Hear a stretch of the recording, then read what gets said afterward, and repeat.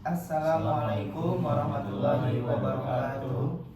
Kami akan membahas tentang perjanjian kawin. Perkenalkan, nama saya Muhammad Haji Pratama, NPM 0101242213. Nama saya Muhammad Rizky Tiawarman dengan NPM 0101241997. Nama saya M. Zafran Nayadi Brata dengan NPM 0101242234. Perkenalkan, nama saya M. Oril Arginata, NPM 0101242220. Yang pertama, hukum perjanjian kawin yang diatur pada pasal 139. Hukum perjanjian kawin merujuk pada peraturan yang mengatur kesepakatan antara calon suami istri mengenai aspek-aspek tertentu dari perkawinan mereka.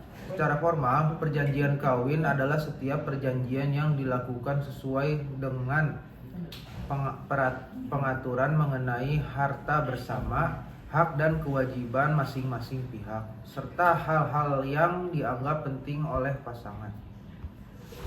Yang kedua, bentuk perjanjian kawin. Pasal 140 bentuk perjanjian kawin.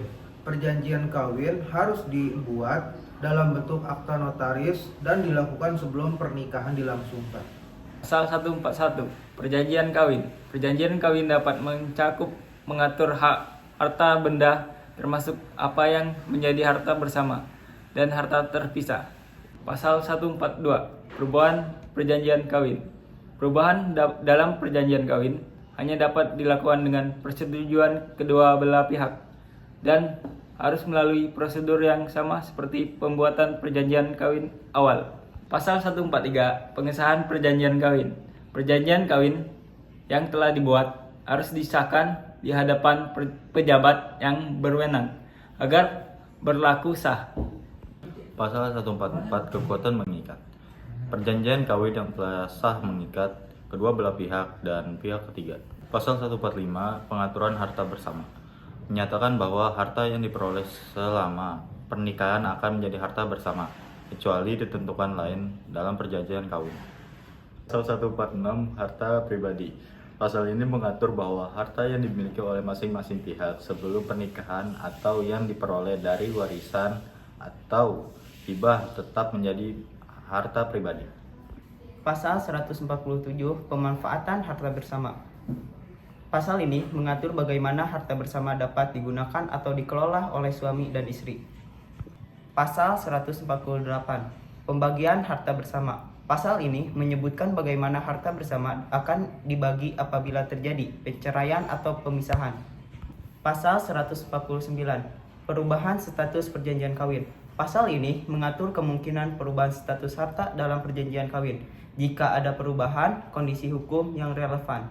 Pasal 150 sampai 154, penyelesaian perselisihan dan hal-hal terkait. Mengatur prosedur penyelesaian sengketa terkait perjanjian kawin, pengaruh perjanjian kawin terhadap hak waris serta hak dan kewajiban suami istri setelah perjanjian kawin berlaku. Kesimpulan, perjanjian kawin dalam Burgervik Wetboek pasal 139 sampai 154 mengatur tentang pengertian, bentuk isi, perubahan, pengesahan, kekuatan mengikat, pengaturan harta bersama, harta pribadi, pemanfaatan harta bersama, pembagian harta bersama, perubahan status perjanjian kawin, dan penyelesaian perselisihan terkait perjanjian kawin.